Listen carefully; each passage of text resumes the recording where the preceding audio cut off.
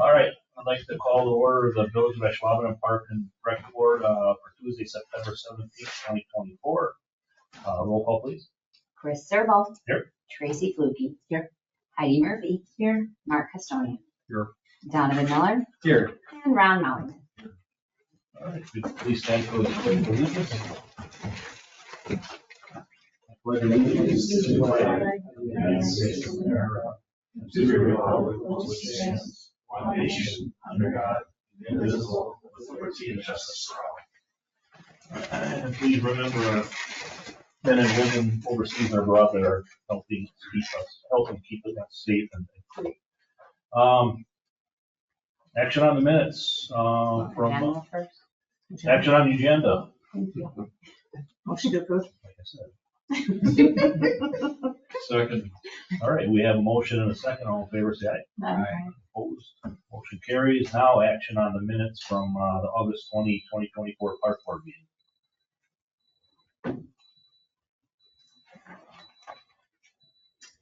I'll make a motion to approve them. Second. Motion and a second. All in favor, say aye. Aye. Opposed? Motion carries. Comments from the public must be limited to items not on the agenda, must state name and address, limited to 5 minutes. Board's role is to listen and not discuss the item. Personnel issues cannot be discussed nor individuals named. The board is not able to take action at this meeting. Comments from the public. I don't think there's anybody online. Nobody here is in the room with us. We'll move on. Action items. Consider discuss recommended changes to the park board agenda format. Rex. Sure. All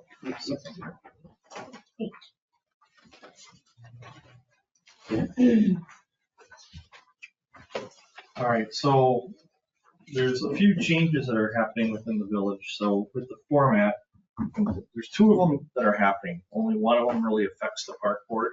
Several of the subcommittees will not be taking comments from the public. Comments from the public go to the village board for some of the subcommittees now, and the village board then directs the subcommittees of whether or not they want to deal with it. Because by statute we have decision-making powers, we are not affected by that, park board. So we can still do the comments from the public portion of the agenda. So we got that going on. What does affect us though, a little bit is we're trying to be cautious with a couple things with what is being said, and to make sure that things being said and talked about are specifically listed on the agenda, so we aren't caught by some different groups, or I don't want to say caught, but so that we're not called out by different groups that potentially are monitoring different committees in any type of municipality. So where this really takes effect is, let's just say, with the department reports. In the past, we've been fairly country store type discussion, which we've all enjoyed. We talk about what's on there, and then typically I've asked is there any questions on anything, and sometimes the discussions that we have kind of veer off what the actual topic is on. So to try and eliminate that, basically the department reports are going to be an actual agenda item. So if anyone has questions on the agenda item, they can ask to have that particular thing pulled, and I can answer very basic questions on that bullet point. If you want to turn it into a larger discussion, well, why don't we do this? And hey, what about if we do that instead? Type of a thing. Then that needs to be pushed to the next park board meeting as a new agenda item, because then it's going to be listed as action or potential direction being given on something that may not be on the agenda. I don't know if that makes any sense at all. It does, but what you're saying is you're no longer going to or able to give us your monthly recap of Usually that's at the end of our meetings. I can pick some things out and recap what's on there, some of the highlights. But then we can't get into a discussion about it. We're not gonna fix any problems in real time, Right. which is fair for the public to be able to see it on the agenda to come in. Which I get that part of it, yeah. I hate to lose that part of it. I do too, because that's what's kind of made it kind of a more of a, don't get me wrong on this, I don't want to sound corny, but more like a down home type committee. I mean, you're talking about real life issues, and it's more of a work group sometimes. But I think with some of the things that are happening out there politically, and the amount of people that are watching, and quite honestly, these groups that are calling out municipalities and trying to, I want to say, embarrass them on things, and then some of it's been done locally. It's probably time that we try and tighten it. As much as I don't like it, I mean, hey, I like these talks. I mean, that's me, that's my personality, that's how I give information out, but it's probably best that we try and be a little more formal in the process when we're discussing some things that may need to be brought up, or that you may have deeper dive questions on, other than maybe some basic information on a bullet point. You can still ask me basic information on a particular program or bullet point, like the day, or maybe do you have the attendance on that food truck rally that we talked about in there? Those are basically matter of fact type things. So there's not a decision or anything being made or direction being given. I can respond with facts type of thing, but if you're asking or directing me or suggesting we try something different, then that needs to be put on the next month's agenda. So Chris also kind of elaborate a little bit too. This is coming from Patrick and myself a little bit for the committee side of things. So on your agenda, you'll see under action items, there is still the report. So it's consider, discuss, act on the report. Rex and his staff team, they produce a written report.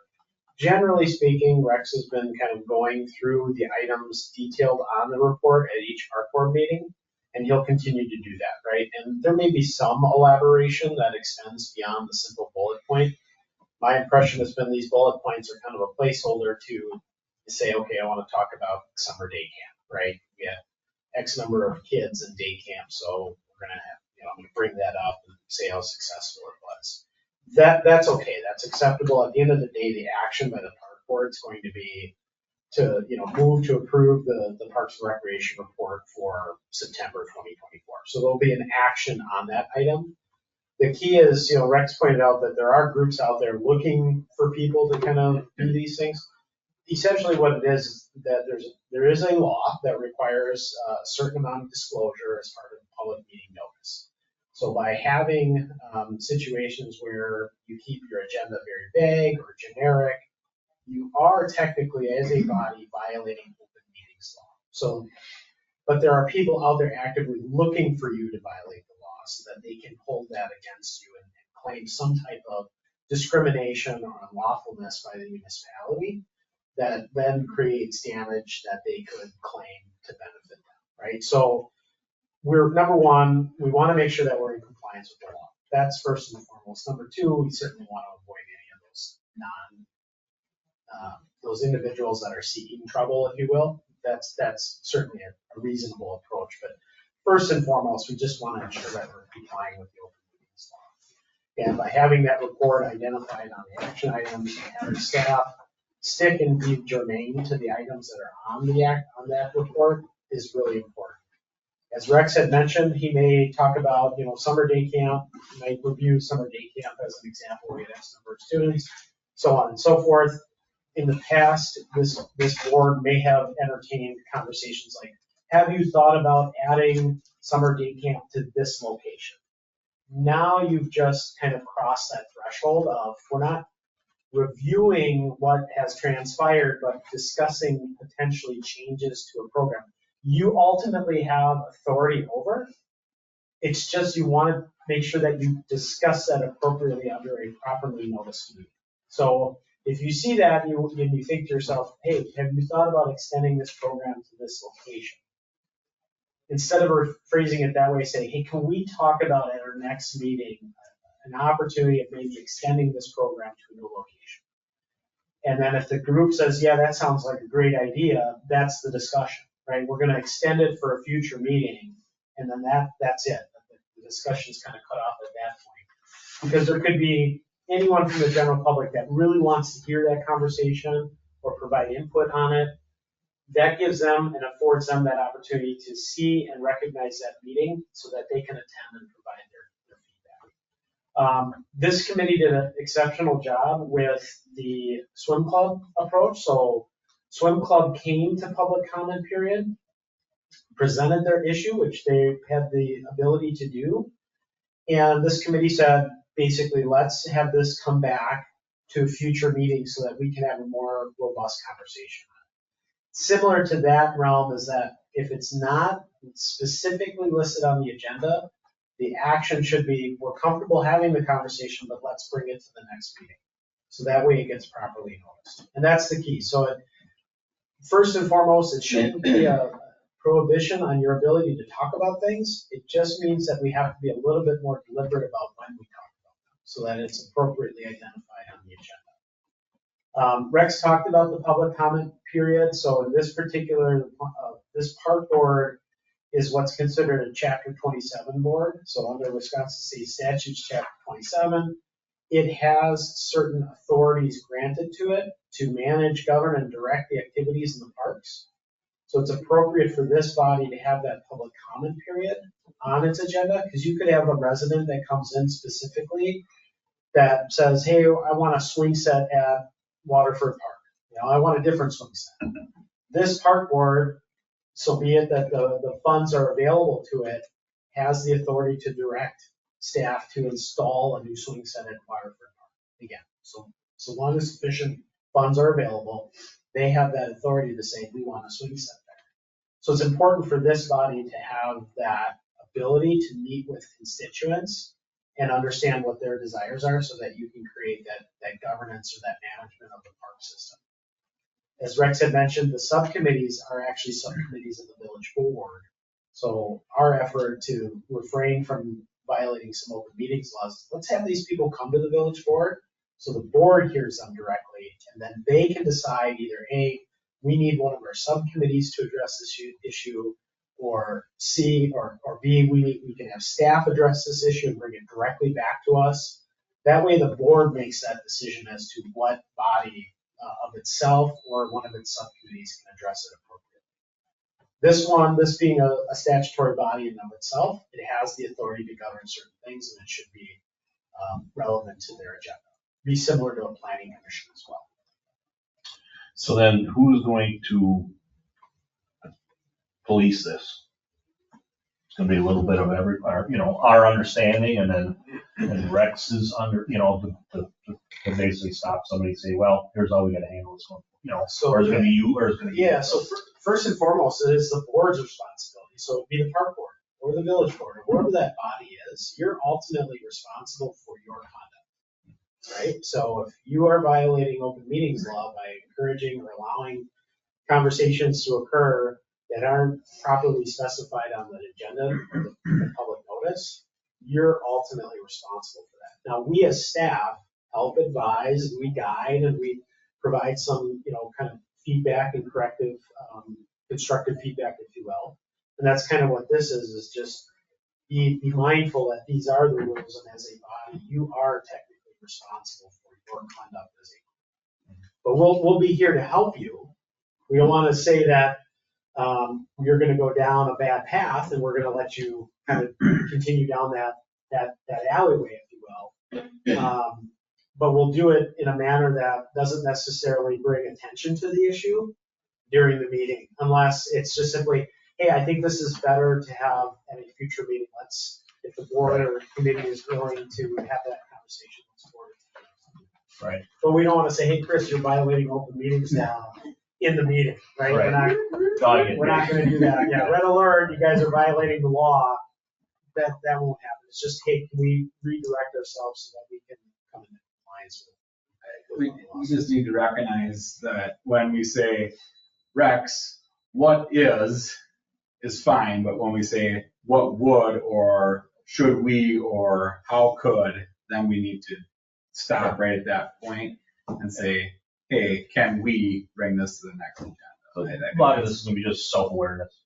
Right. Absolutely. And, I always encourage this, we encourage this at the board level too, that I certainly understand the importance of asking questions in a public forum like this, because this is what people watch. They watch it online, or they may come to the meeting and they like to hear the commentary that happens. But if you have one of those questions that Donovan had mentioned, maybe ask Rex in advance of the meeting of that question. You may get that answer that you need and that it's not relevant, or it may spur further conversations that a future agenda item is necessary, or maybe we need to amend the current agenda for the next meeting so that we can account for that.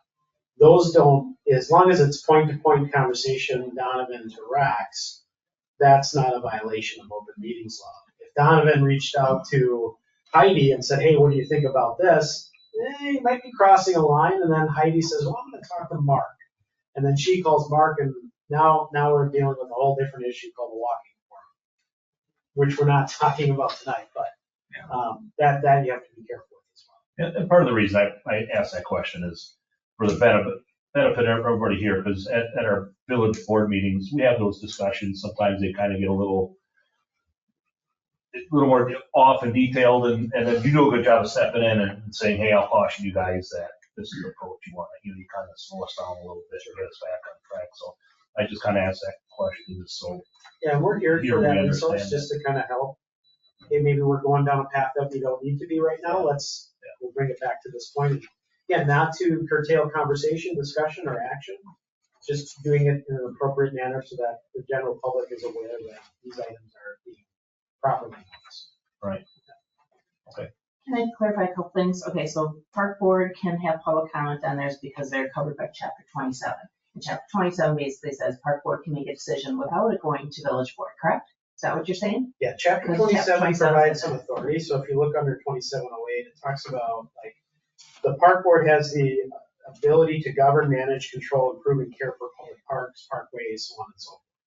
So theoretically, if a resident came in and said, I want a new swing set in this park, and you have sufficient funds to do that, the park board could direct the village to do that. It doesn't have to go to village board.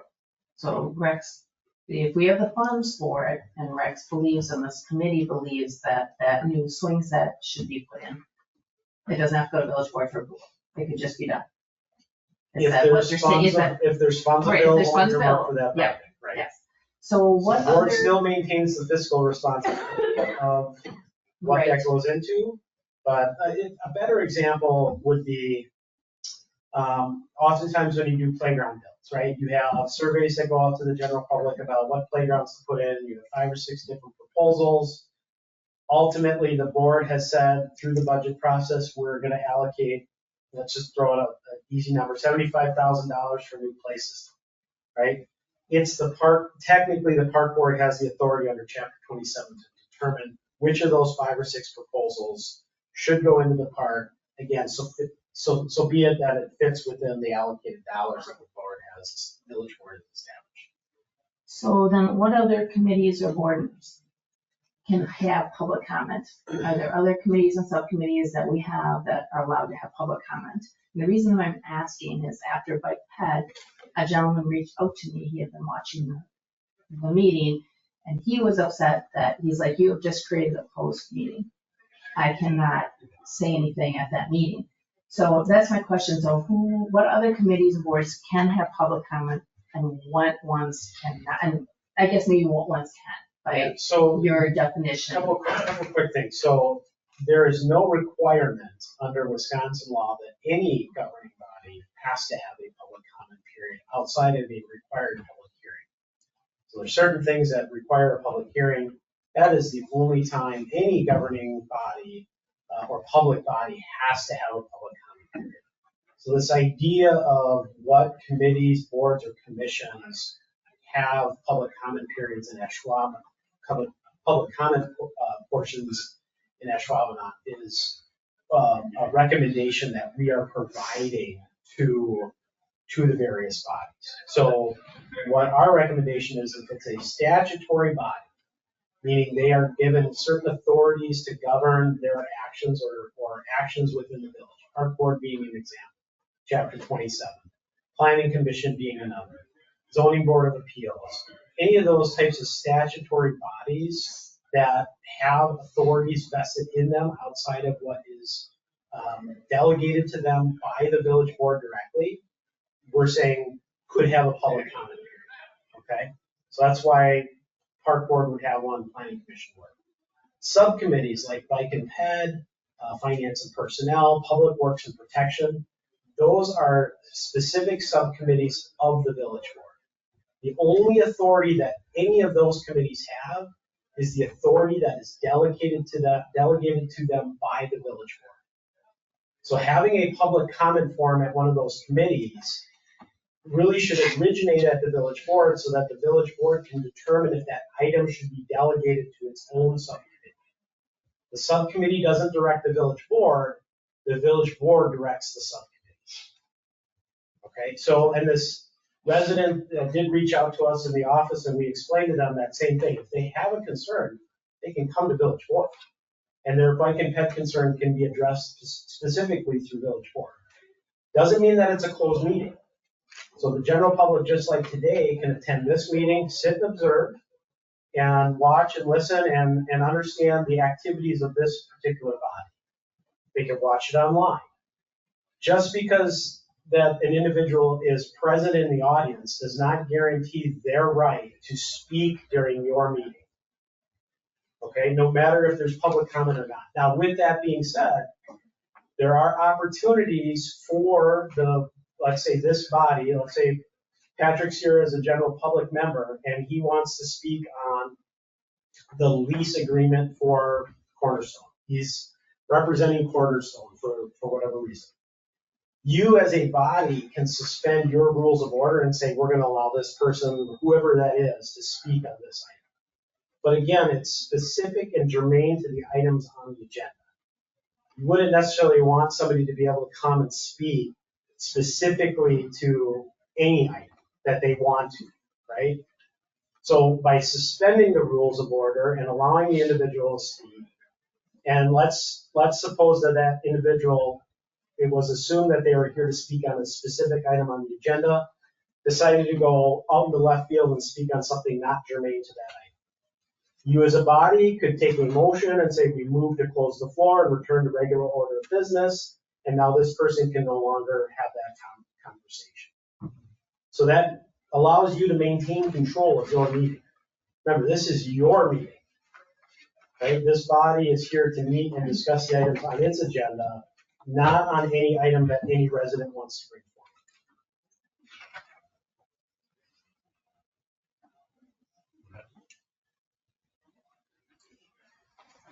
forward. Any other questions? No, this was information only, I think. Okay. All right, we'll move on. B, consider, discuss, act on action on the ROW agreement for Cornerstone for sheet of ice at the Ashwaubenon Sports Complex. This is basically for utilities for the fourth sheet of ice. WPS is what it is. And I apologize, somehow we did not get the actual map in the original packet. We had copies here. Did everyone get a copy of the okay. So WPS had been working with Cornerstone and then approached us about needing a currently temporary utility easement, which would turn into a permanent utility easement for the fourth sheet of ice. Initially, they had wanted to put it on the back side of the soccer bleachers on the west side of the park. I did not feel that's appropriate because I think that, quite honestly, hamstrings us of things that we may want to do on that side of the parking lot 5, 10, 15, 20 years from now, because now you got a utility easement that really can't be used. So working with WPS, myself and Brian Rickert, our public works director, we worked with them during an online call, and you see the route that on the sheet of paper that we talked about. Basically, it goes through the parking lot. It would be bored. So we'd go through the parking lot and pop out a couple of the islands. We'd lose one or two of the crab apple trees, which aren't which aren't growing real well anyway, quite honestly. There's a line that would need to go around the plaza area and go over on the north side of the plaza as well. Again, all those lines would be bored, so it really wouldn't affect any of the work that was done. So this needs to be approved. Any utility easement would need to be approved by the governing body for WPS to proceed. My question to them first thing out of the gate was, well, why can't you just put it on the east side of the parking lot? Yeah. And apparently they need a certain amount of distance for this utility line away from the actual building, because the building is right up on the curb line. There's not enough room. They can't put it there. So they wanted to put it, like I said, then on the west side, and then we kind of met in the middle and said about the middle of the parking lot, and if you need to have some boxes or whatever, for relays or whatever, then put them in the island. And that's kind of where we were at with it. So this is the proposed route, and looking for hopefully approval on this route, which would then go to village board for official approval. Rex, what is the little sharp piece that goes out to the west that doesn't go down to the complex itself? Is that to serve another area, or is that already in? Or? It's a connection. It's to connect to another line that's over there. So it's something about how the relays work, and they all need to be connected. Okay. I'm sorry, I'm not an electrical guy, so I really don't know all the electrical terms per se, but I asked the same thing, why are we doing anything over there? Yeah. And it's to connect to an existing power thing that's already in the ground over there. In the soccer field. That's from the soccer area? No. What's over there? This is on the north side of the plaza area, the ramp that goes up, is what they're talking about. So where is the fourth sheet going? Like if I were to, on this map, this is a good map. Yeah, Sure. So show me a square. Yeah. Does it come out Tennis this court. way? Oh, Taking out the tennis court, maybe. That's what it all said, pretty much. Tennis court's gone. Tennis court's gone. I know, I went by the other thing, like, oh, it's already gone? That's oh, gone. yeah. Yeah. They're all gone. Don't change your mind. I've been living under a rock, guys. It's too late now. Survival mode. I'd like to make a motion to approve this as presented by Rex. Second. Okay, we have a motion and a second to approve the right-of-way agreement. All in favor, say aye. Aye. Opposed, motion carries. C, consider, discuss, act on future projects and creating updates to the VOA's comprehensive outdoor recreation plan. All right, so this is the fun part of the meeting. This is kind of like a working meeting. So you're going to need two things. You're going to need the 2025 Corp 10-year plan, and you should have loose copies available to you. And then you're also going to need this map here that has the brown header on it. Does everyone have one of those? I don't know if you guys do. You don't have this in the packet. This is what's made up by Jeremy today. There's a much cleaner, neater version of what's already. Same thing, just in a different format. Easier to follow. Do you want one, Patrick? I have it on the back. Oh, it's a different one. Well, it's the same stuff. It's just that this is easier to follow.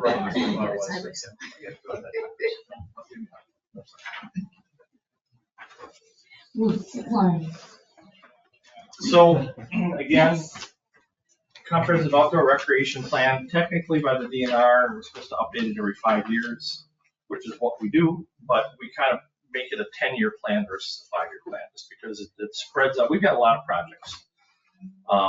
Fortunately, we're that type of community where the community supports our mission for what we're trying to do, and we've got a lot of great facilities and a lot of great ideas. People that care about the community and their park system. So we kind of make it into a 10-year plan. To get these comments, now remember, these comments are still able to be put or given turned into our office for about another 2 weeks, I think it is, through the 26th. And the next week, yeah, it'd be the end of next week. Through the 26th. So people can still turn in hard copies. People can also still fill them out online. Mhm. But because of the number of potential projects, we usually try and start this and start looking at things. What looks interesting? What do we want to plug in? What comments that are on here do we want to start plugging into our corporate plan? That way we can probably hopefully get this done within 2024 without pushing more meetings. I'm hoping actually that it'll only take a couple of meetings, but we'll see how it goes. So what we've got plan-wise is 25 through 34. There's a couple things. There's the corporate plan. I need to make you guys aware there's also a capital improvement plan that our department has that helps us submit projects every year that aren't necessarily new projects, but they're fixes. This needs to be fixed. This needs to be redone. This needs to be repaved. Those typically aren't corporate projects. Not all of them. Some of them are. But just between the capital improvement plan and the core plan, those items are all talked about internally during budget discussions that we have, and then brought to village board for further review and hopefully some allocation of funds to do a few things every year. So I need to tell you, we've got a lot of good ideas on here, and we can start going through them, of course. The year 2025, we're already pretty full on projects. And these are ones that are probably already going to happen. If you take a look at your 10-year plan already, there's a good chance that we're going to continue on with the design for a band shell and possibly building of a band shell. Not sure. All depends on fundraising. We've got the Ashwaubenon Park NRDA / GLRI, really it's the NRDA grant. That's between Ashwaubenon and Dutchman's Creek. That's about a $3 million grant. So that's going to take a lot of time and planning as well. Also at Ashwaubenon, we've got the extension of the Ashwaubenon River Trail around the park. Remember that was bid in July, came in high at about $575. We're hoping to get it under $500 at least, at the very least. So we're going to be rebidding that in probably early December for hopefully action at the January park board and village board meetings. So we've got the Ashwaubenon River Trail. We've got the mini park and the entertainment district. We just got the playground equipment in last week. If you've driven by, we've already installed the fence. We've got some decorative stone stored out of Ashwaubenon that'll be going in there. We had a meeting with Rettler today. The electrical plan was approved by WPS, so they're going to be doing a little more work on the electrical planning on that end in terms of putting together the bid specs to go out in December. Our goal in our department is to get the playground in this fall. That playground will probably take at least a full week to a week and a half time, and with everything else going on, that's about all really we're going to be able to handle. If we try to bid it out now, because there's grading and the concrete work and stuff like that, there's a really short window left before it's too cold, and the prices will be like 3 times as high as what they need to be because people don't have the time to do it. So the only way they're going to do it is they can make more money than doing anything else. So that's why we're going to do the playground equipment. I think hopefully we can get it in this fall and bid the actual work on the park out in December again for review in January at the park and the village board. Also, currently out to bid right now. Can I make one comment on that? Absolutely. The fencing looks really good there that they put in at the park. And my only concern or thought is whoever goes in to do additional work now that they take good care to protect it. Yep. That's our hope too. That's our hope too. The good thing is really on the exterior along that fence line, it's all going to be landscaping. So just a thought. Yeah, so hopefully, most of it will be landscaping. Obviously, there'll be the WPS will have a power box that needs to be put in on the north side of the park. All right, Argonne Park, we've also got a current bid out for that, for the interior boardwalk within the wooded area. Stantec worked with us. We got some bid specs, or some design, I guess, of the boardwalk in and of itself. We used a bid spec that I've had. I kind of redid some of the work bid spec information from the Argonne, or the Sherwood Forest Trail.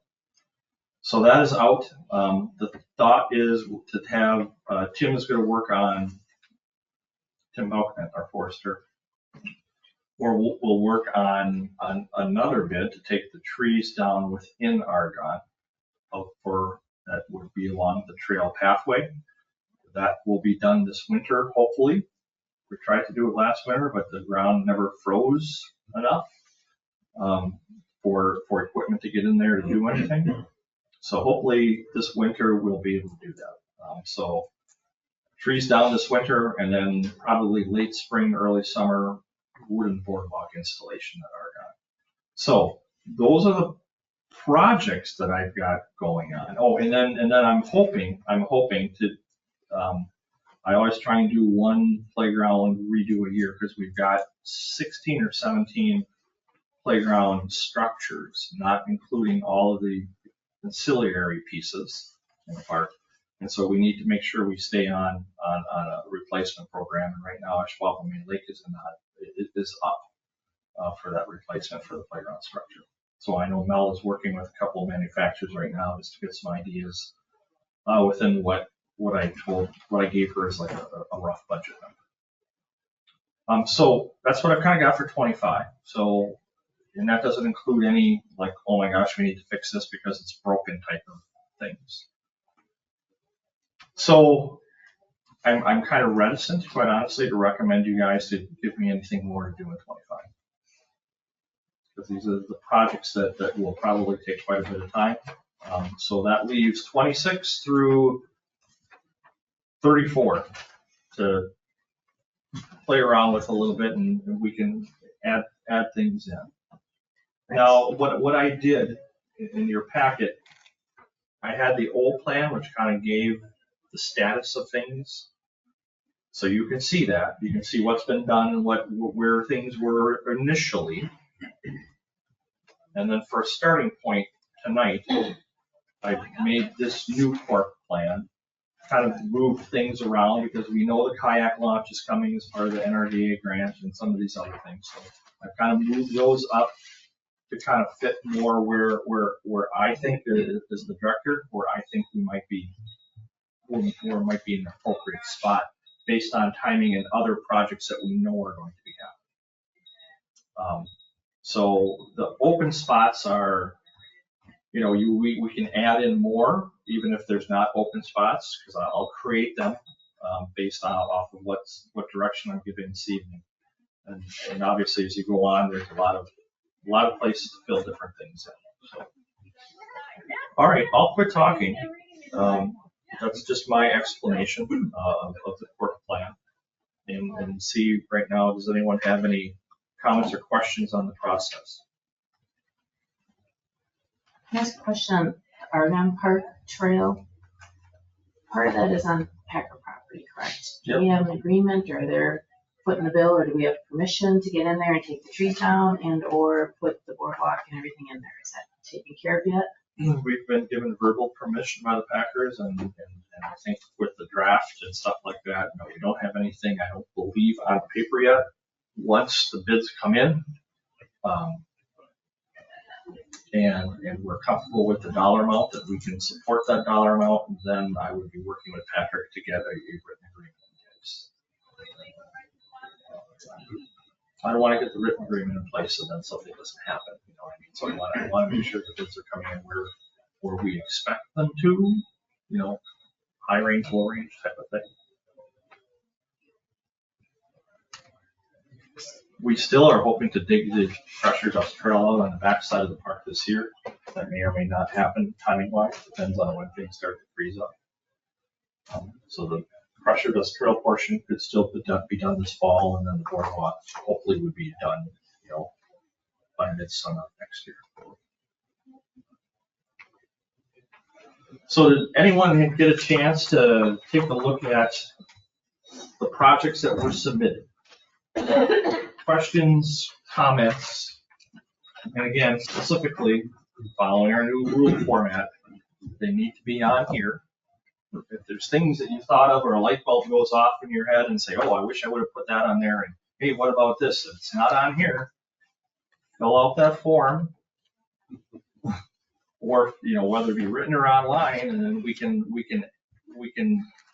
banter that about at the October meeting, because we'll be doing this very similar at the October meeting as well. If any comments that come in the next week, and finalizing placement of projects, trying to finalize. One thing I noticed, I guess I'll just start out, and Heidi brought it up to me as well. Well, I'll let Heidi say what she noticed right off the gate. I didn't count them all yet. Do you have a number for me? I underlined them all. We want a splash pad, man. I didn't count them all yet. I just underlined them. Oh. It's definitely by far and away Ooh, the most the horse requested. swings at Pioneer Park. Those have seen better days. They have. They're also classic, which is the reason why we have never removed them, because I can tell you, We're not buying new ones of those? well, I can tell you that I will get as many people yelling at our department that we remove them as we would have. Fair. If we kept them. So right now, until they're no longer usable or unsafe, at least, again, you can direct me otherwise, but that's kind of what we're doing. So comments that are on here, what did people say, what's on here that is not on our current work plan that you might like to put in there? I noticed there was a comment about a bathroom at Waterford Park, and then this is on page 1, you guys, the first section. And then improved crosswalk or pedestrian overpass at Packerland Drive. And I know the Packerland path is in bad shape. And also, we have had requests in the past, it's been a couple years, I think, that someone had approached us to look at crossing over to that path. Because coming from the east side, trying to get over to the west side, that was something that had come up several years ago. And I don't know, I didn't see that in Public Works information or in the park department. Either one. Well, the crosswalk, I guess it could potentially be under the park board if you're interested in putting that in. I would say fill out a form, Tracy, and we can discuss that, because again, this is not, I don't know if is it in here? Yes, Yeah. Okay. it's on, right after the big plaques on the front page, that darker one, the statement right underneath there. So page 1? Yeah. Very Okay. You see it, like, Yep, yeah. I see it. All right, so Tucked in there.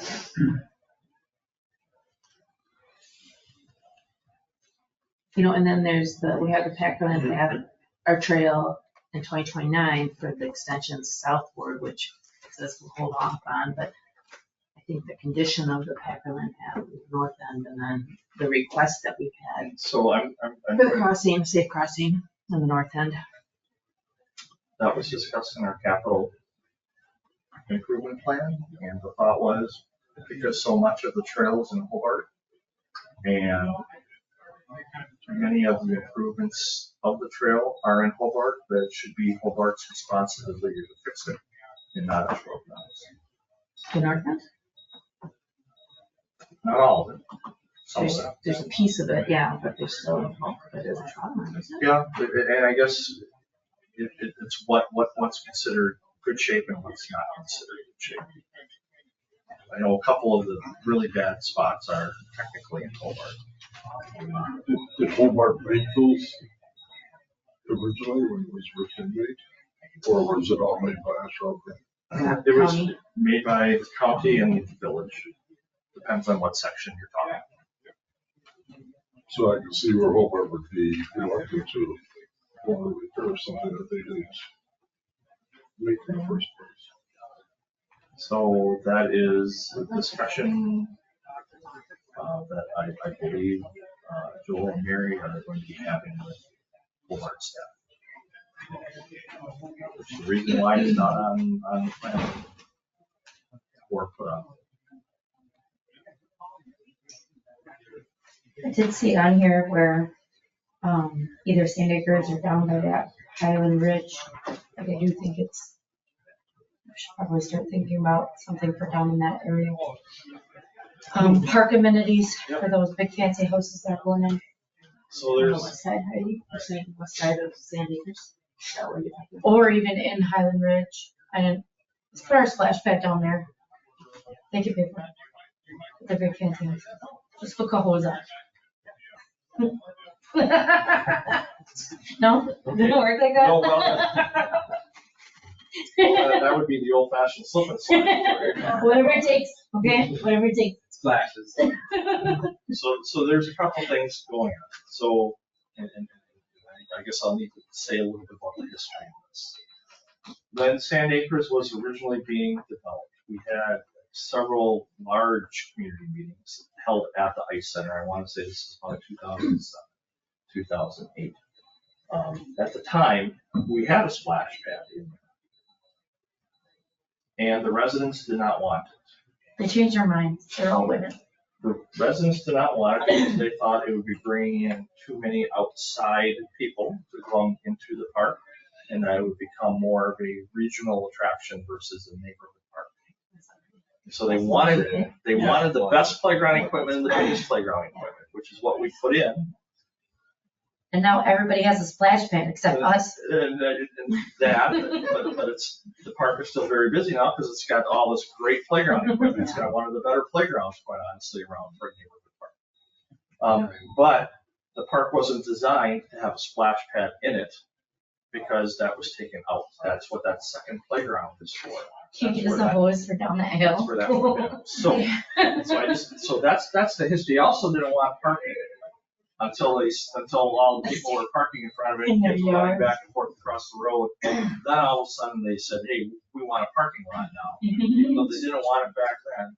And that's when we put in the diagonal parking, which is working out pretty good, quite honestly.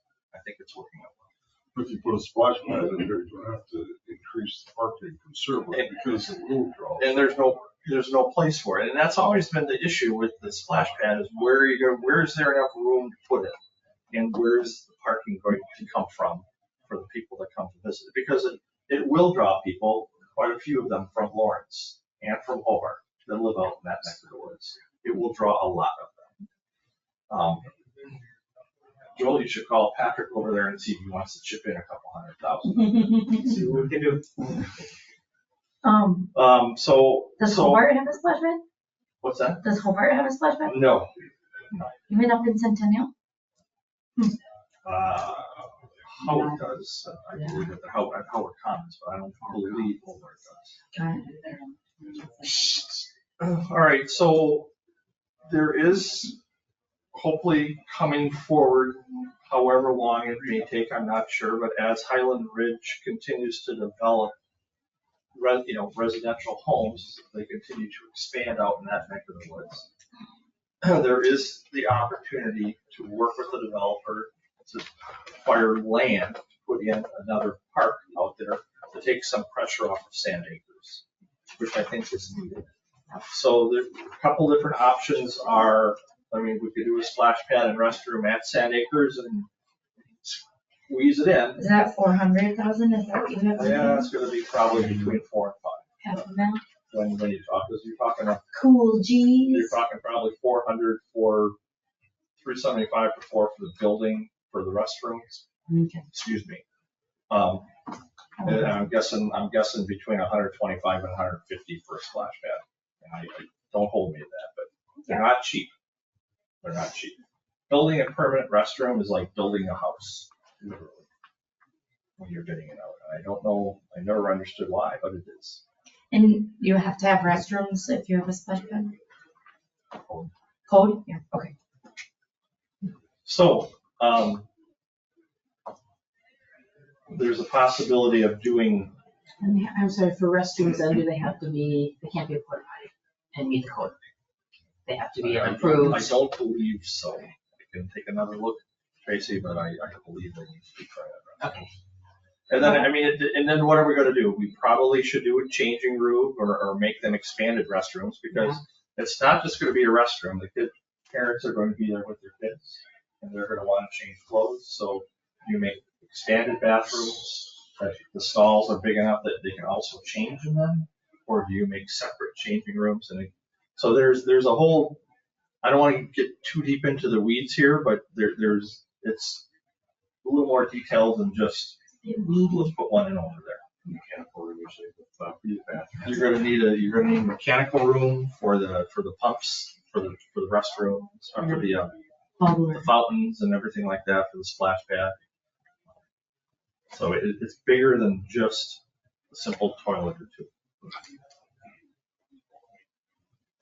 But that being said, if we don't push on this, if the residents don't push, it's never going to happen. So again, if you think, as the residents do, that it's a very high priority, then we should figure out where do we want to have our initial splash pad. Do we want to? And unfortunately, I'd love to put one somewhere here in the middle of the village. Spacing is the issue here. The park that really has the room is unfortunately on the other side of Ashland Avenue, and that's Fort Howard Park. Fort Howard Park has the room to put in a splash pad. Immediately to the south of the picnic shelter. It's the perfect spot. You got a water line that runs right there because there's a fire hydrant, and it's the perfect spot for it. But again, it's on the same side of the village as the Ashwaubenon Lake. And really, where do we want to put a splash pad? What about Ashwaubenon? What's that? What about the lake, the Ashwaubenon Park? I mean, gotta say, I'm very naive to splash pads, but it seems like splash pads should be someplace where you've got people that are in the area. We've already got people out at. And we have bathrooms there, right? Park, we've got bathrooms, we've got parking, and we've got people that could probably be assigned to the splash pad area if it was necessary. I don't know what kind of supervision you have to have for a splash pad. You don't. Splash pads, you got a separate post, you just touch it, and automatically you can set it to go into all the features spray for 3, 4, 5, 10 minutes, and it automatically shuts off. There's no water depth. The only thing that is needed really is mechanical upkeep, checking out that. So you don't need a staff person for a splash pad. There's no standing water per se. Like I said, I'm naive when it comes to it. So now the city of Green Bay, I want to say they got 6 or 7 splash pads at different parks, and they all the parks have, their parks are a little bit different than ours. They all have permanent shelters and permanent restrooms. They're all kind of incorporated. So they didn't have to worry per se about those. Most of those were already there. They just had to put the splash pad in. But most of those are in neighborhood parks. They're not in the regional area, except for maybe Red Smith. Red Smith is a larger park that I think has a larger attraction right next to Red Smith School. I'll be honest, when my kids were young, we brought them to every splash pad Green Bay had. So they definitely attract people from outside of the neighborhood. Putting it at Ashwaubenon, I don't know how that would impact the lake then, because what it provides is that free cooling off section, right? Where on a hot day, you go to the lake for a few bucks, go swim in the lake. You have the splash pad down there. I don't know how that impacts sales at the lake. Doesn't it? I don't know. I mean, splash pads are gonna attract younger 100%. than older. That's why they have to top Swim. area. So You could potentially have the opposite. and you could have a draw too. West Bend has regular pond, and then they have a splash pad right there. When did they put that in? My daughter was pretty young last Yeah? time we went there. I don't remember. Is there room at Argonne Park? There's a large open area, I just don't know what. You know, all lays there underneath. is on the backside. I think I've said this to a couple people before.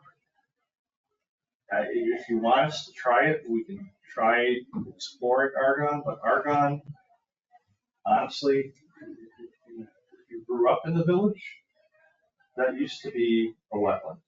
It's no different than what the woods is behind Bowers right now. Just cut them off. And, yeah, and so somehow over back in the 80s, that got filled in with construction debris. If you dig down more than a foot or two in that, We don't know what we're dealing with. right now, it smells like it did back in 1980. It is a swamp. You can smell the decomposition still in that, but, you know, but they put a foot or two of material on top of it. So you would never know, Just for but if you actually dug down in there, it's goopy. And my worry, which is why we're doing a pressure test drill on the backside, is that it is so wet, there would be a lot of shifting of any permanent impervious surface.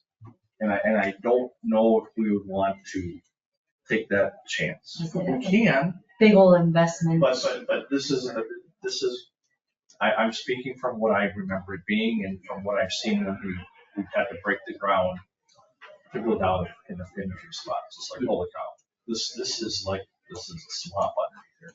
If you drive past it on your bike, you can feel a difference in temperature. I would say almost 10 degrees from if you're going around the park to a block away or half a block. So So you know that the temperature change is coming from something. It's not air conditioning. It's coming from the moisture. So Argonne would be a good spot, but unfortunately that's got that going against it, which I know or not. But again, I'm only telling you why that's not being recommended by me. Well, that makes sense. I was just trying to, if we space these things, the amenities out, right? You got water over here, let's put some water. You got the area where the old ice skating pond used to be at Smith Park. We still have the lip there. That is an open spot. You're cramming a lot of stuff into Smith though, and that splash pad would be. And then parking Right. over there too. It would be right in people's backyards, and there's What about there's only street parking. Pioneer? And that station, that fire station 2.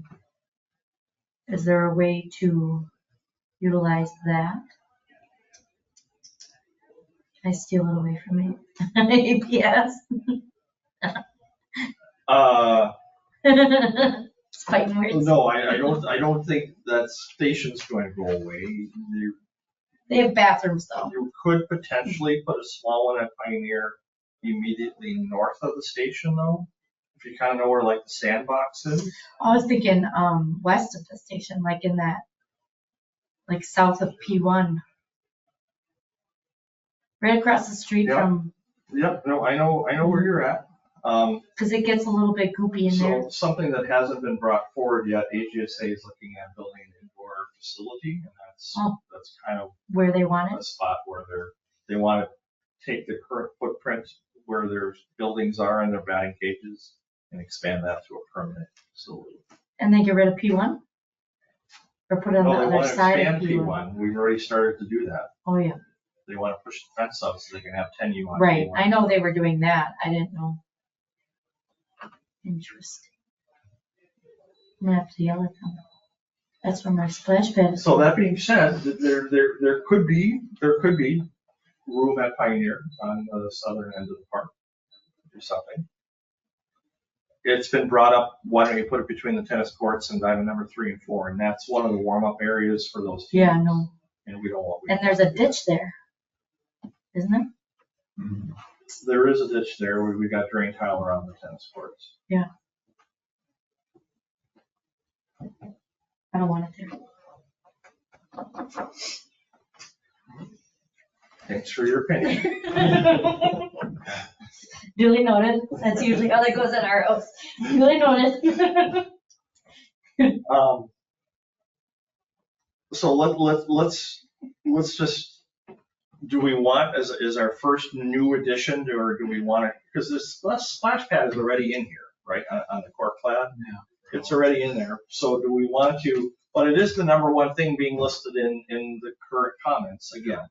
So is everyone comfortable with moving forward with that still being like one of our number one priorities of the new projects off of this? And if so, I need some suggestions then of where you might want it. Do we want to try it at Pioneer? Well, Waterford. There's a comment that the volleyball court Yeah, doesn't court get doesn't used use- very well. And just like Hidden Valley, probably the volleyball court, very rarely gets used up there, I got another thing I want to bring it up in the next meeting. I'll fill one of these comment forms out myself. Priority one. We'll talk after. I like Waterford's a good idea. Yeah, I mean. that's- Well, it is, it definitely would be a neighborhood one. You have some people coming across Packerland from Hobart. There's not parking there, so that's the challenge, but you don't have to have a giant one, you know, if you make a smaller size one, it might be very appropriate for the Well, neighborhood. I think that one's like bikeable though too, because if you think about like the bike path or the, like Circle has the bike lanes on it. So do you think, don't get me wrong on this, but this is the way my mind works. Do you think we would get any blowback by people saying Waterford gets the new stuff because it's, because we just gave them a brand new playground, Yeah. you know, we've got a pathway that's gonna need to be redone there really soon. But they did get their trees cut down. They did, is that worth a splash pad? Are you asking me? We brought it up. There won't be any leaves falling on. True story. Splash pad to clean up And I think like, but if you look at, I don't know, there's a pretty significant concentration of kiddos in that neighborhood. Yeah. My kids are too old for a splash pad, but I'm not, so. So do we, what's the druthers? Pioneer or Waterford? Someone have a.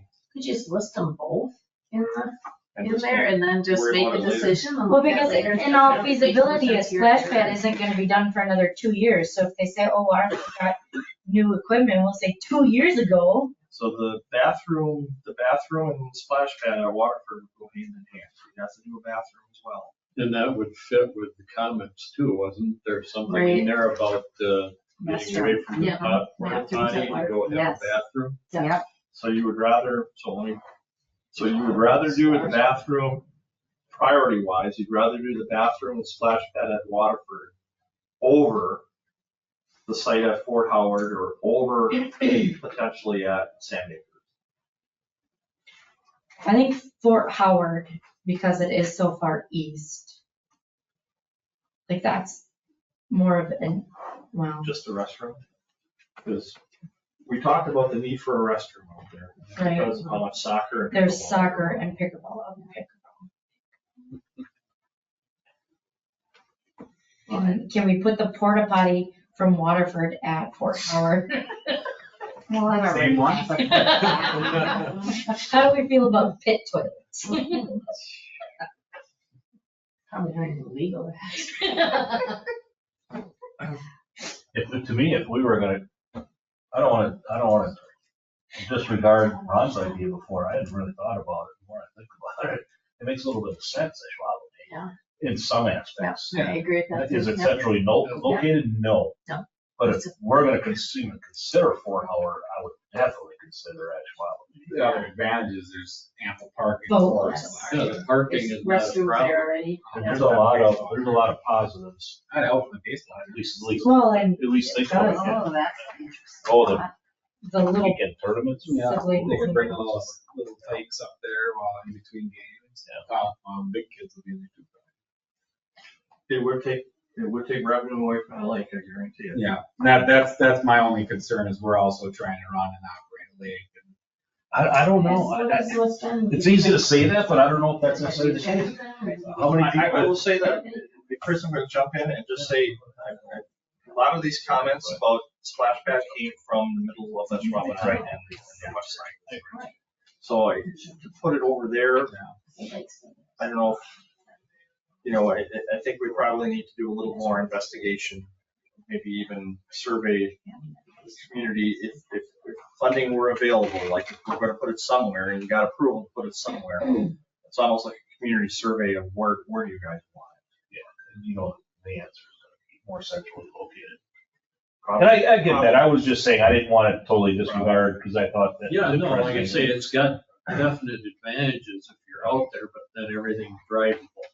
Yeah. Whereas if we're in the community, the ones that you're talking about, people can get to Waterford, and somebody else had mentioned there's a lot of younger families in that zone, should we say.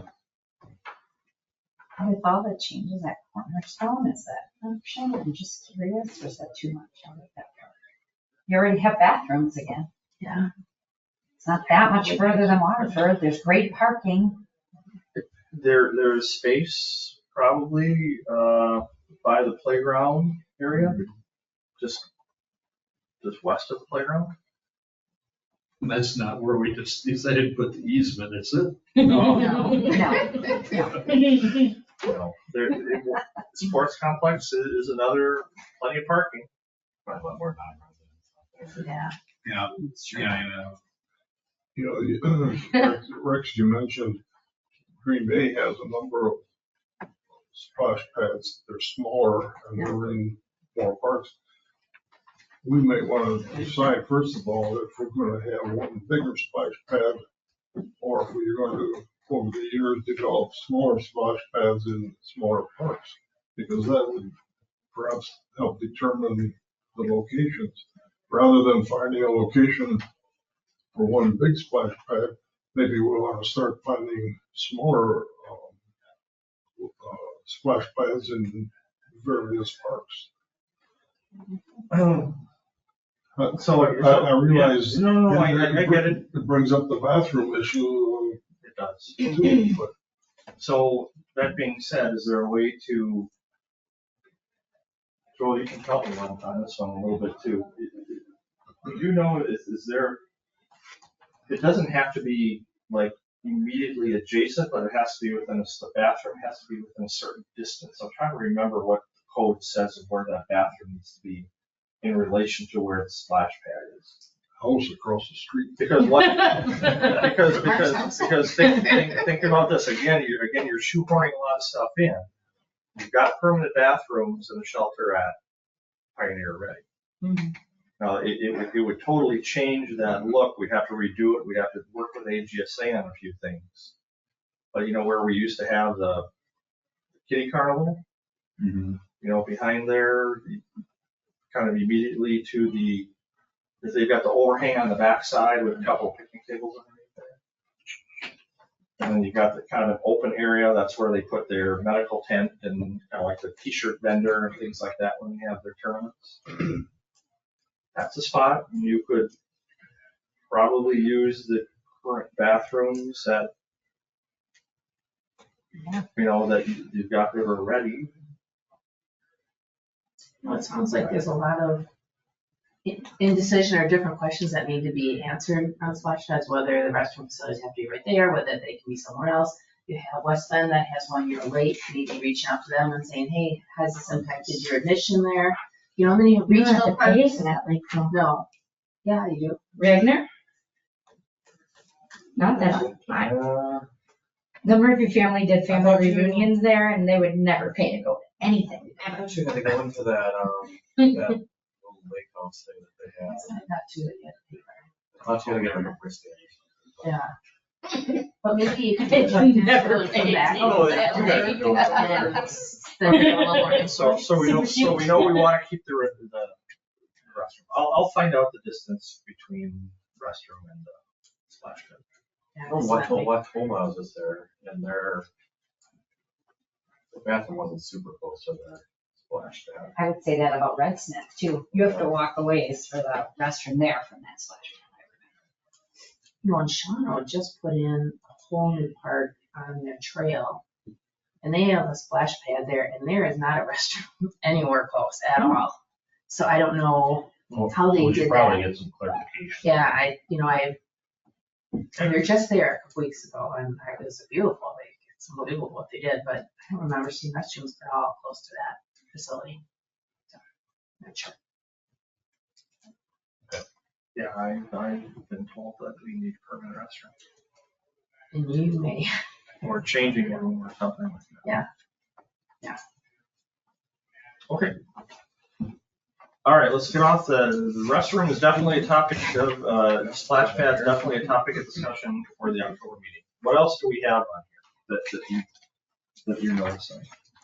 The kayak launch I saw, which I know is on the list, but I think that'll, That's already in progress. kind of officially, unofficially, we've got funding for that already, and that'll be put in, I think, as part of the NRDA grant that I like that. over the next 2 years. I don't kayak, but other people do. So that's cool. We've talked about with the kayak launch, also doing putting a pad in and doing kayak rentals where people swipe their card. Basically, the door pops open, you can pull out a kayak and go kayaking for 2 hours, put it back in the compartment and shut the door. And so we've talked about a couple different things, but definitely the actual launch in and of itself is, I believe, as part of the grant proposal that's out there. Remember that? Pulling out a compartment, you said? I missed something, Rex. Yeah, it's just that they've got these, it's like a big box, and if you think of just cutting it in 4, and you open the door, one of the 4, and you pull the kayak right out after you swipe your card. $20 for 2 hours. For rental. Yeah, for Okay, rental. I thought I was thinking storage. Nope. I don't want to get into storage. Yeah, well, that's mega problem. So that's already there. One question I had is on the Fort Howard thing. People, they were complaining about losing their tennis courts to pickleball courts. Yeah. Now, I'm assuming that once the pickleball court goes in, there's work that needs to be done to convert. It's not as easy just pulling the stuff out, making it back to the tennis court to have. But we don't want to do that. I don't know where this person's coming from. They played tennis once. All I know is those pickleball courts are used all the time. Right, no, and I'm just, So I'm not real sure where they're coming from. no, yeah, I get it. I didn't know if. Probably more of the concern that they probably play tennis there and now there's not a tennis court. Correct, but now I gotta go somewhere else. Yeah. This is what. No, I just didn't know if it was easy to, well, yeah, during certain times of year, you only have 4, and when it gets busy in the summer, you make it to And 6. those are all permanent courts. Permanent standards. That, yeah, the Waterford, volleyball comments, I agree. I rarely see people using it for volleyball. I don't know that a half-court basketball court is perfect at that exact spot to cover up the sand, but would it get used? Possibly, but then would you light it? Would you do this? Would you do that? I think there's a lot more. Yeah, I just rarely do I see anybody on that. I had 2, I know it's not used a lot, it's just like how little is too little. Yeah, I had 2 calls this summer by someone that asked to have the sand tilled up. To play, which the guys went over and did. So I don't know if it's just like 1 or 2 families that kids go over there to use it, or if it's more, I don't know if it's used widespread. yeah, I don't know that a half-court basketball is the right fit there either. But it would get used, that's for sure. I just know there's a lot of houses with basketball hoops already. Yeah. We've got a Pioneer, don't we? Good basketball. You go down the Pioneer, down the street. That's the thing with this park and some of these requests for Waterford is Just go to half a mile down the street, you got all that. Like, Well, please keep in mind too, this is all part of park planning, but some parks are much more neighborhood oriented than other parks. So you don't want to have a lot of louder activities Yeah. where you've got homes right across the street, or you want to try and minimize in that respect. that over the course of time. I don't know that the basketball court. Someone said, well, why don't you put pickleball courts there? That, again, sounds like a great idea. Pickleball courts, that sound will reverberate. Yeah. I guarantee, yeah. And you'll have people using them that aren't from there, and you'll have cars parked all over. I and was that'll gonna be a say there complaint. again, it would be a parking situation. Yeah, those are the, I could see pickleball courts out at the sports complex, just a simple paint two, you know, two or four, like between that stretch of ground between the apartments on the north side and the parking lot. And then you could plant pine trees or arborvitae to kind of separate them a little bit. And it would put some on the west side too versus. Yeah. Or Because however again, it's we're just having laid the over. big ones, yeah. So you'd have them on opposite Yeah, parts of the. that's already such an active use park over there, Ashwaubenon Sports Complex, that putting that in there wouldn't be that big a deal, since it's already What been do busy. you guys think about that? Because I know pickleball has been, you think that might be something, pickleball courts that, would you rather have them at the sports complex, or would you rather try and hold out and put them at some new park in Highland Ridge? I think it would be good to get an idea of, map out where our courts are, again, much like the splash pad in the context of the keeping it away from our lake, make sure our pickleball is spread out enough, rather than also we have them all stacked in one corner just because we have the room, maybe just to make sure we have all the neighborhoods, or as many neighborhoods covered as we can, so we can spread that out. I think pickleball at the sports complex would be a good item from my standpoint, having seen the people at Fort Howard and that. They're typically people that are not teenagers for the most part. So driving to the complex would not be a burden or an issue for them. My teenager and all of her friends started playing pickleball. I was gonna say, have you been there on a weekend? Yeah. Because I think I raised the age limit on those courts one weekend, and I was like, I've never felt so old in my life. I mean, they were all like 20-year-olds. They were just all out there playing. Yes, it was crazy. We were lucky to find one last court left. And they were all 20-year-olds, I swear. They were all babies. Yeah, my daughter was playing like 3 or 4 times a week. But when she was claiming that she was playing, or she was at a park that had pickleball. She was doing it. Yeah, somebody wants you to put it inside also. Build a That's pickleball coming. building. You'll have to go to the We'll tennis just like center for that. write a check and just like open up the checkbook for that one. There's already a big thing coming with that, though, I think. Yeah, so it's I heard Former that. Packers. putting something Todd, in. Mark Todd. Oh, sure, yeah. in the village. It's over by like Dalton Red Rock? Carpet Outlet where that used to be, over by Golden Corral. There's a Oh, storefront behind, where the hot dog place is. Right by Burn Boot Camp? Yeah. Yeah. yeah, right next to, The other thing I noticed in here, a lot of requests for seating. How is our, we always have do we have a waiting list of benches and things like that, or? So let's talk about seating for a second. So if you've been to, the playground is in at Waterford. And if you noticed in the last 2 weeks, our public works department and park staff, we were able to put in additional concrete adjacent to. So we haven't put the benches in yet. I'm waiting to figure out finances, like what I can get. So that's, remember we talked about our gathering areas. And then we've also got a gathering area in the budget, for 2025, which I'm thinking about either doing at Smith, probably Smith, quite honestly, because of new playground equipment, because that's getting a lot of use. And there's only one bench there right now, Ron Wickman's bench, Memorial bench, actually. You guys remember Ron? How much are the benches? 2,400. That's with the concrete. That's with the concrete slab. If you're just buying the bench with the memorial plaque that's inset, they're probably around, what, 21, I think, with the shipping, 22, somewhere around there, 21. They're not cheap, but they're not gonna be damaged, not unless a vehicle runs into them. And that's kind of what you want, to me, out in the public park, and especially as a memorial. You want something that's gonna stand the test of time. So gathering areas, I'm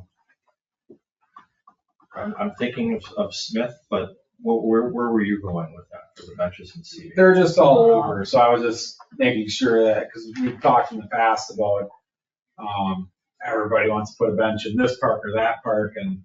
They want it at in Sherwood and Forest. and we don't want, We're good. the park board has decided and it's given me the okay, in agreement that we've got enough memorial benches in Sherwood at this point. So I'm trying to, I've only had one or two for this year. We had one put in at Skyline this year, and we had one put in at Canterbury this year. The Canterbury one actually was moved from Sherwood because we kind of ixnayed the Sherwood one. They were close to Canterbury, they lived there, and so that's why Canterbury got that one that they did. But I've been trying to push people towards Ashwaubenon because we've got that trail all along the riverfront coming, and we've got a couple spots scoped out where we're going to have a slab for seating. So boy, if that's a great opportunity for someone to do a bench or a table or something like that in honor of somebody, overlooking the river. I think it would be beautiful. And so I've talked to a few people about that. I haven't gotten very many bites yet on it. Yeah, they're just, they seem to be all over in the comments. I mean, there are a lot of parks Seating, but Yep. I didn't see any for sure that I noticed. Probably is, I think. The word is out. I hope. Well, there's probably ample seating in Sherwood, so. But, okay, yeah, that was just more my wonder is if there was any additional requests for other areas that could satisfy some of these wants and needs. Yeah, a lot of seating. Would it just be in the court and listed as seating or benches, and then That's it's gathering. determined gathering places, and you determine So where I think that it's already goes? in the court gathering areas, but I will double check. And whoever this person, the last one that fill this out, whoever they are, we gotta figure out who they are, because they're planning for. Yeah, right. Get them on. Let's get those going, Pulling up the dough. because those would be good down by the river too.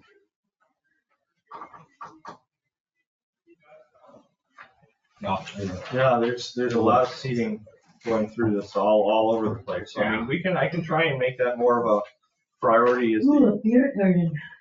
as How do we get a beer garden? the years move on, I can try and make the seating more of a priority and for the gathering area.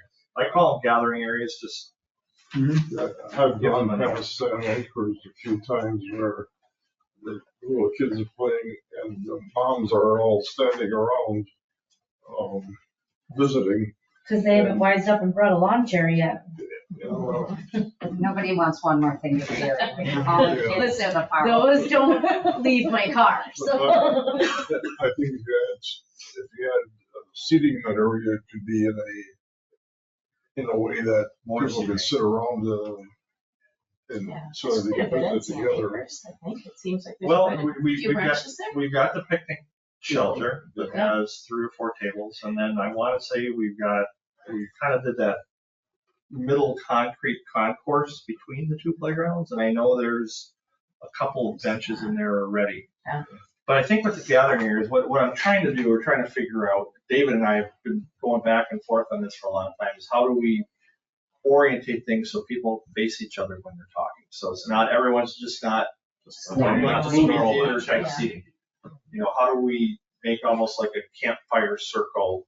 And one of the things that was talked about at, I think, a park board meeting maybe 3 or 4 months ago regarding seating is, because we talked about this for Ellen Way, is why not have some of that heavy duty, heavier weighing, recycled plastic chairs that you can actually move around. Not real easy to carry off. Kind of like what we have back around the fire pit at the community center. And hey, if we lose 1 or 2 of them,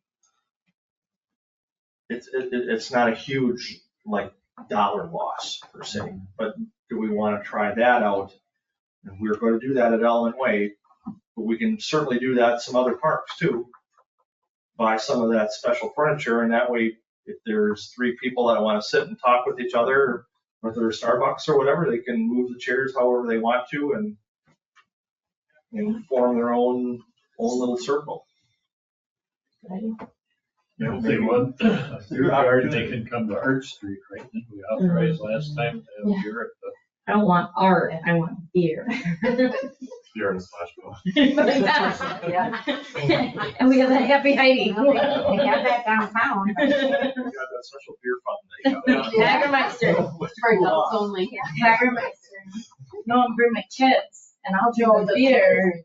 Yeah, and they'll run through the splash pad. Everybody will be happy. There you go. City deck, that's what you're talking about. Splash Don't get pad, arrested splash there, pad, okay? Gonna go to jail. Splash pad. See you at 2:00. Street lights are purple. Change them, get on your ladder and change them. More dedicated bike trails or lanes. Well, we're certainly putting stuff in Ashwaubenon, and hopefully then all the way into Brown County if they pick it up. I think the student said I want to forgo your attitude. Change the light bulbs. We started doing that already, so this, that's what Matt actually went out and bought paint to do that. Probably needs to put a second coat on. Because they're right, I mean, we've got brand new equipment and the swing set. It's still very functional, it just is, Looks 30 years old and needs a fresh look. Bubblers at Adjourn and Skyline, or new bubblers. You know, that's a good point. I mean, we could put, you know, we're buying that special kind of high-low bubbler with a dog bowl on the bottom for the park on Ellen Way. We could change out some of the drinking fountains at some of the parks. How much are you? Probably 4 or 5, I'm guessing, 4 or 5,000. Oh.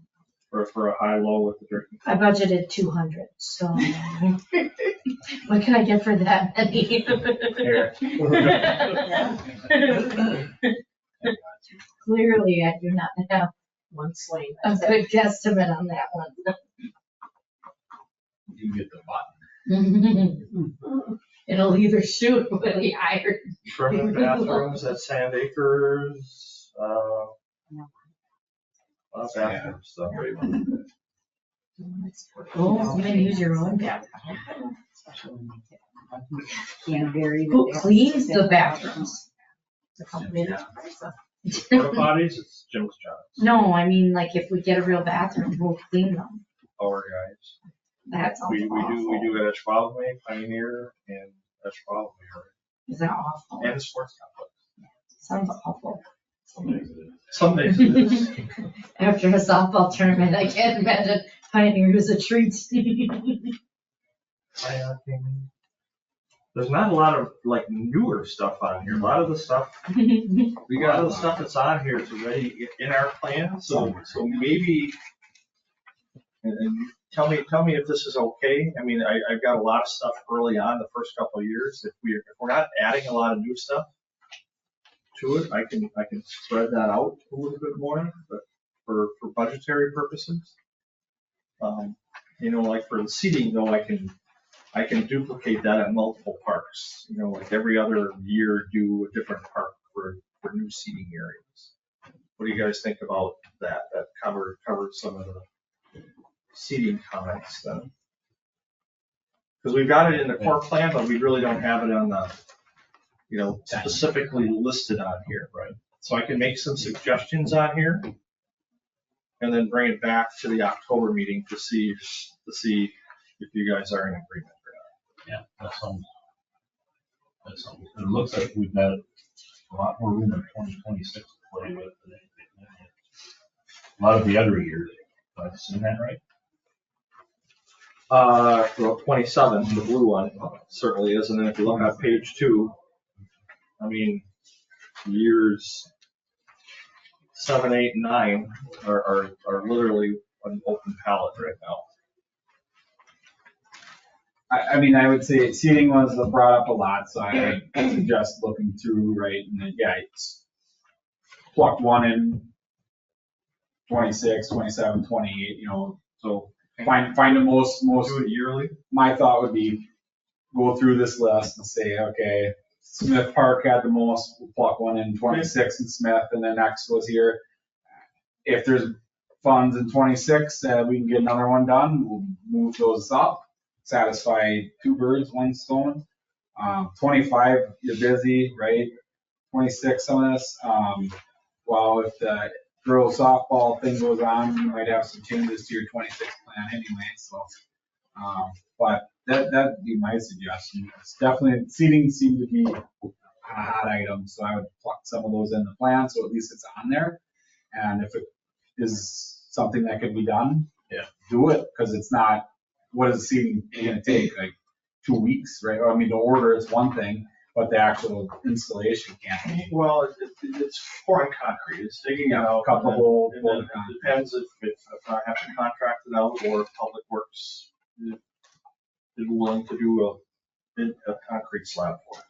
But in Because that's say, I can't tell you, that probably, because they did the one at Waterford for us, that probably saved us $5,000 to $10,000 by, you know, the labor, by Yeah. us doing it on our own.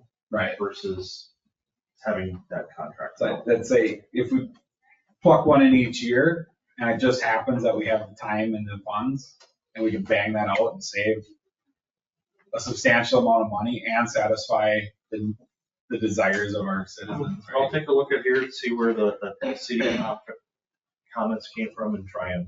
Yeah, that'd be my suggestion. Find your hot areas and put them in one a year. I intend to take a highlighter to this. It's all yours. That's why you're on the park board. As far as the splash pad, yeah, bring that back and maybe discuss a couple areas. What the bathroom situation Well, that's really is. And that's the thing is, right, well, Yeah. first we need to figure Once we get that out answer, where the bathroom, how close the bathroom has to be. Find the areas that, because if there is a bathroom, that's one thing, but then you also have to add on to the mechanical room anyway. So there's that question with all the wants and needs for a bathroom already. To add a mechanical room on an existing building probably costs a good amount of money already. So what we probably, there's a couple different ways to do mechanicals for splash pads. I mean, if you're gonna build a new one, we'd want it within the building. If you're retrofitting a site that already has a bathroom, basically you can make a vault, which is just think of a larger area, maybe half the size of this table. And they just dig it down and they put it underneath and put a cover on it. So then you just have to like lift it up, almost like a storm cellar type of thing. And it's a couple feet deep and all your mechanicals are right there. Wow. So again, that wouldn't involve, if you're retrofitting. Yeah. Or adding something onto a current restroom, it wouldn't involve building, because you just put it underground. And I think that's where a number of some of Green Bays are like that. Okay. They're vault type situations. So, Because, yeah, I mean, if the intention is to build a restroom in one of these areas, a splash pad is potential. So That'd be good. again, that's something that I want to pick up more. I mean, I need your thoughts. You need to figure out. I guess we don't have to do it now, but where do we want the splash pad? Where do we want restroom? Obviously, multiple sites would be great, but those are high dollar items. Right. didn't we in the past for this, kind of, as some homework for all of us, kind of list 1, 2, 3, 4, 5 And we all get together at the next park board meeting and kind of, we all broke it down as, here's how many ones we had, or here's how many that were listed as one or high value, and For some of the, I think it was for some of the budget submissions for a particular year. I don't think it was for the actual park itself. It was for what do we want to submit for the budget this year? Yeah. We have so many things in a particular year we need to rank.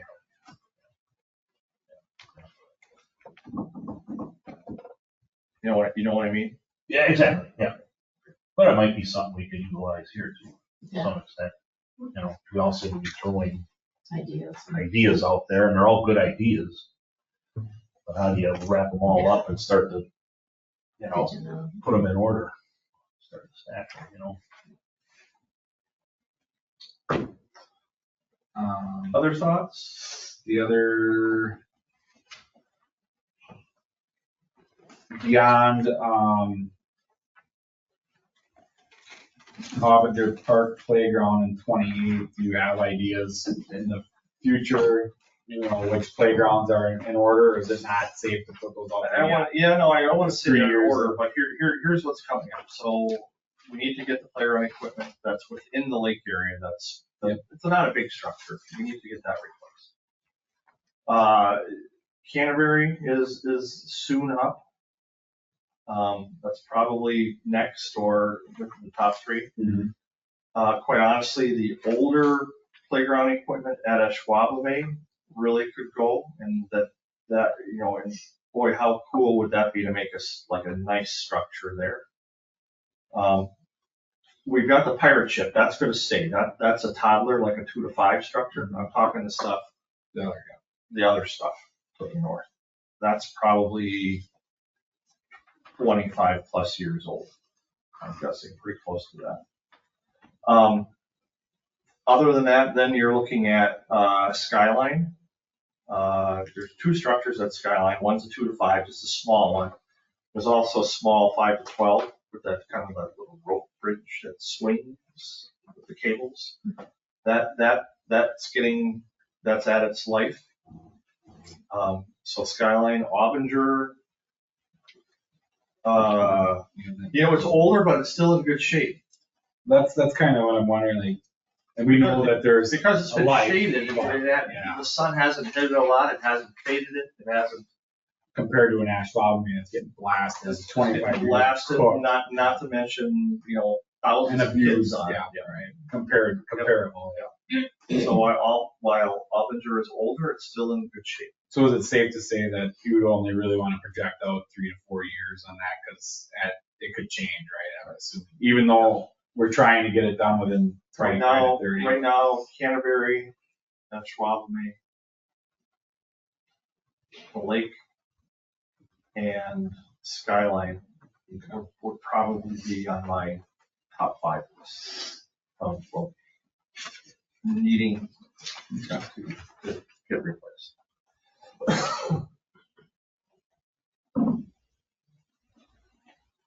Playground life, typically we've been replacing them right around 25 years, give or take.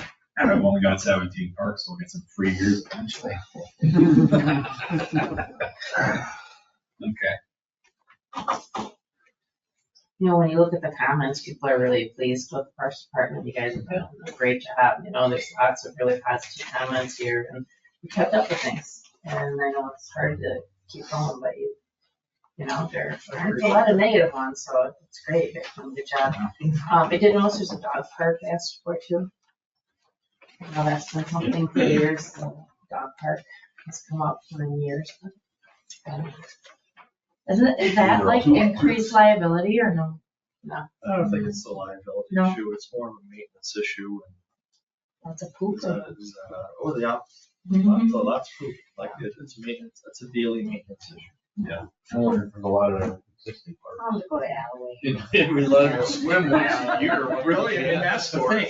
Yeah, the dog park, and it's nice if you're having them, but to me, they're more of a county function, Yeah, more regional. more of a regional function. Yeah, I agree. Hobart, Scott. Because if you're in Ashwaubenon, and where the Ashwaubenon people are going to the big one, you know what I mean? It's. Yeah. I just saw it on there. There are two voices. I saw I it just there saw it too. too, and yeah. I was So like, on this, before we wind up, let's take a quick look at the dark green on the last page. Because those are kind of like ones that are like floating out there. That haven't really taken hold yet. So we've got the Highland Ridge Park. What is your timeline on that? Do you think, I know you have it beyond That's a question for 2034. Aaron. I don't know when his thoughts are on when that's going to be developed. With the additional housing that's going to be going in north of Sand Acres Park, that could move up the older adult exercise equipment at Sand Acres. Because that's probably going to be more active older adults as well as potentially young professionals without kids. So looking maybe, and that could be something that gets moved there. We've talked, it's never been a high priority because so many of these other things are a much higher priority. We've talked about installing a pathway on the east side of the park, where that big dip is in Fort Howard Park that goes down the pathway. We've talked about doing a trail from the sidewalk that goes up into the park towards the shelter. Most people just use the street, you know what I mean, which is also fine. But I mean, there's also a lot of comments on here is they'd like more trails to walk on. And this would be a little trail addition within Fort Howard Park that could connect to our current trail system. So that is something, what's got traction here, folks?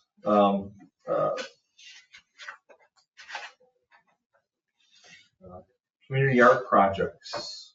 That's been kind of in the comprehensive plan, kind of like a goal to try and get more of that going on. Is that committee taking, We haven't got enough people to make it go yet. how many do you need? And I probably need, and it's all about Ashwaubenon residents, right? So I probably need about probably two more people. 2 more? Okay.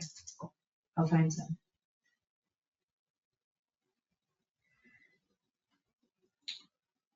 Anything really jump out at you of any of those green? Some of them we already talked about, but the dark green items, anything jump out that you want to try and you want me to move up? Because I've got a lot of openings, 29 through 34.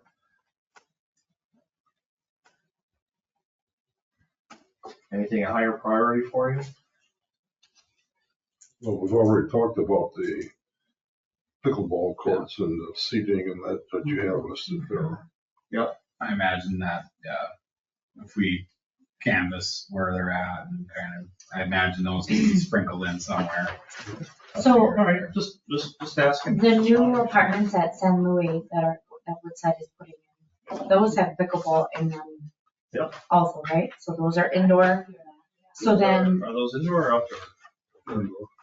I thought I heard they were indoor as well. Okay. that's what I thought too, but because And those are being run It's just for by, the residents, isn't it?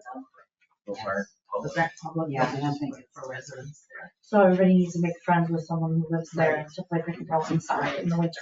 Yes. So the new ones that are going, the new apartments or whatever residences that are going north of Sand Acres, is there a plan for pickleball in those at all? And do we know Anything anything? a park slated for that piece, is there, Rex? For what? For the new piece that's going North of, towards Arts Lane, that new, Yeah, no, there's development? no park there. That park development fund is either going to do additional amenities at Sand Acres. That's too close. Trail? You don't want parks that close. I mean, no, I'm not doing a park. I'm wondering if they're putting pickleball facilities in that apartment building, if that is something, if that has been slated, because that seems to be the trend. Joel can confirm, but I don't think there's anything. No. Like Not that we're aware of. that. It's Okay. not like a clubhouse or anything like that. At that one. Just plain old units. That's what it's like. So if anything was gonna happen, it would probably either be at the sports complex where we talked about pickleball. No, I was there, just curious because people were talking about indoor ones. Or in the future, to be determined where it's at, parking the Highland Ridge area. that new development though.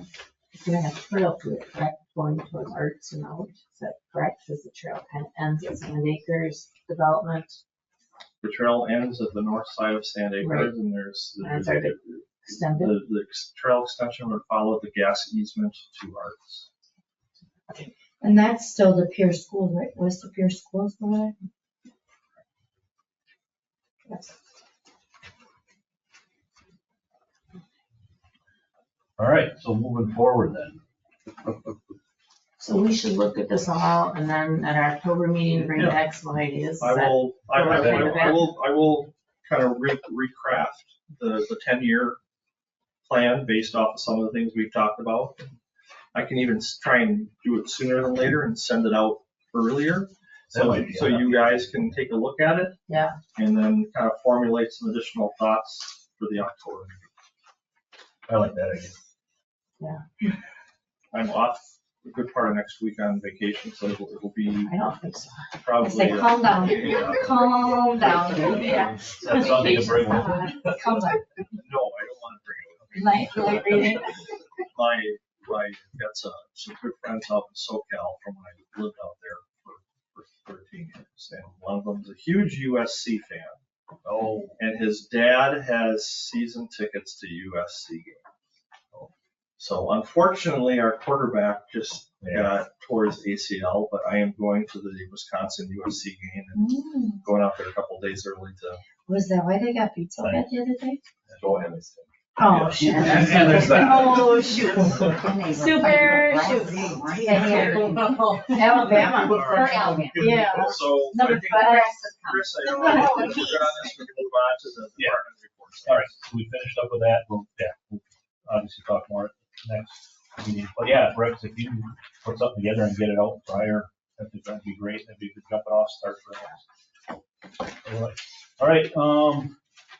Next up is Park Rec and Forestry Department report with our new rules. All right. So, hitting some of the highlights, final numbers, we had 25,700 patrons on Ashwaubenon Lake this summer, a slight increase over 23, so that's always a good thing. You can see doggy dip did well again, 214 dogs. That's just, and it was a rainy day too, so. Tree service is now complete with their ash tree removals for the street trees. They're done. Unless they missed anything, I think Tim probably needs to go out, but they are done. So we got the final punch list of things and what needs to be ground out, as it says on here. And then Tim will be working on then probably in the next year the tree replacements of who wants them, and that's already part of the plan. So it's working out well.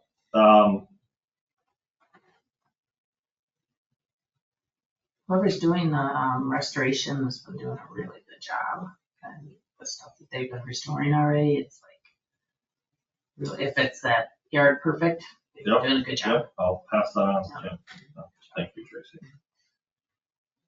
We've been doing a lot of rehab work on the baseball and softball diamonds. And I know we're going to be spending a fair amount of money on totally redoing the dirt on diamond number 4 coming up. The guys have been doing also a lot of herbicide spraying. We ordered a bunch of herbicide. We don't like to do it all the time at every park. We try and do it every couple of years or knocking it down. But we've got some areas for the draft that we definitely want to hit. We're putting it on pause right now because when there's super dry conditions, it doesn't take it up very well, and there's potential that it can actually harm the good grass. So we started the herbicide treatments. We're putting it on hold until the weather actually gets a little wetter, where things green up a little bit, where it can take that in. As I said, the playground equipment for the new park on Element Way is in, so we hope to do that this fall. Bids are out for that boardwalk trail at Argonne. Residents should have all received their fall winter park and rec brochures. We got an extra copy of those at the community center. And then David is working on, in recreation, a youth football program, kicked off practices last weekend. First game is this coming weekend, and he just had his dance meeting tonight. Another one tomorrow. We're back up to 2 nights now for our dance program, which is nice. Does anyone have any questions regarding what is on the agenda, on the department report here? How did, yeah. You're gonna have a tough time. Me? Never. Food trucks. How was the season? Can you tell me at the next meeting? Yeah, I can do a food truck recap at the next meeting. Absolutely. I didn't go to any of them. I hope they were great. Kelly, just for items for next event. I actually started that a couple days ago. Just trying to put the numbers together and dividing up the revenue that was taken in from the slappers and the trucks themselves. You can do that. All right. Make a motion to adjourn. I'll second. Sorry. Why do you think we Sorry. got items for next agenda? I jumped you. All right, we have a motion and a second to adjourn. All in favor? Aye. Opposed? We're adjourned. Sorry, Chris. Thanks, everyone.